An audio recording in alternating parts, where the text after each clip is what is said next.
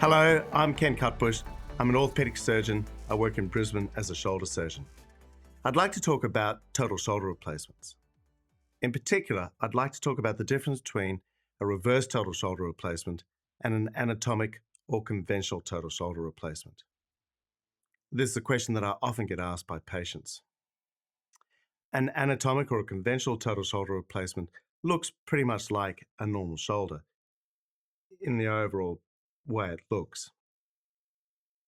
What we do is with the arm bone, we cut the head off and then we resurface that or replace that with a metal head. In most cases metal, sometimes it's another bearing surface.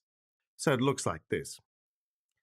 On the shoulder blade side, on the socket side, where the glenoid is, we resurface that with a component. And in most cases, this is a high molecular weight polyethylene component. So that when you put them together, it looks like this and looks basically like a shoulder does normally. These work really well. However, if the rotator cuff isn't functioning properly, then there's usually problems. In our shoulder, the rotator cuff holds the ball within the socket. It's quite different to the hip joint. In the hip joint, you've got a deep socket with a little ball that goes inside, and it's intrinsically stable due to the bony anatomy. In the shoulder, it's not like that at all. You need the rotator cuff to hold the head in the socket. And that's because in the shoulder, you've got a very small socket, very flat, very small socket, quite a large head. And it's the rotator cuff that keeps that head in the socket or in contact with the socket. And it's a mobile socket, which allows us this wonderful range of motion that has so much strength and precision of use. If that rotator cuff is gone, then in the shoulder, what happens is the shoulder migrates up. And this will happen whether the shoulder's been replaced or not. If you replace it with an anatomic total shoulder replacement where there's no rotator cuff, the shoulder will go up and then it jams and doesn't work properly. So for patients that don't have a rotator cuff and need their shoulder replaced, we have the reverse shoulder replacement. This time when we cut the head off, we replace it not with a ball, but with a socket. And then on the other side, on the shoulder blade side where the glenoid is, we place a ball, and that ball is called a glenosphere. So that when you put them together, it looks like this. Now the difference is when you do a reverse total shoulder replacement, there's no rotator cuff, the shoulder can't migrate up, the humeral bone can't migrate up because it hits against that ball. So it's not possible. So the fulcrum is maintained.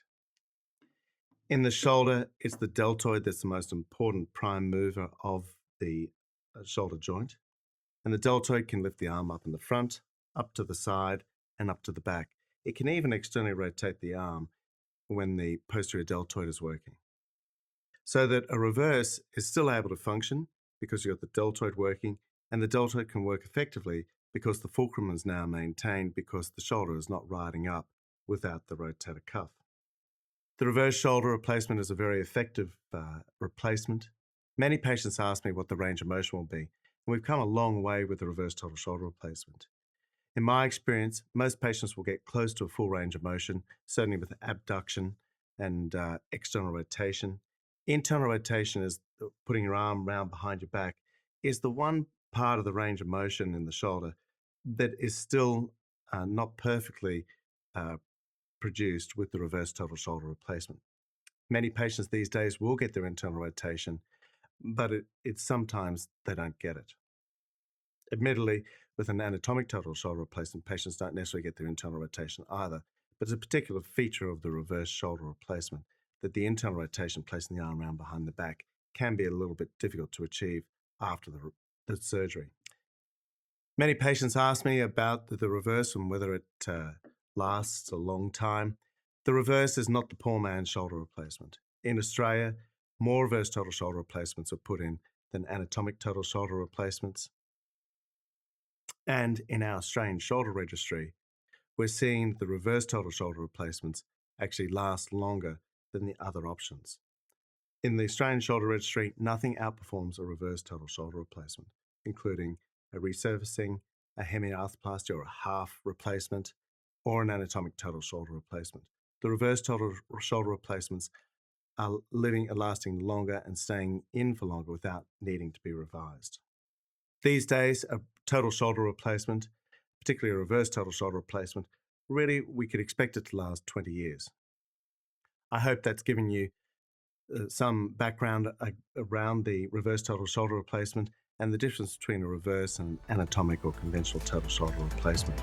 Thank you.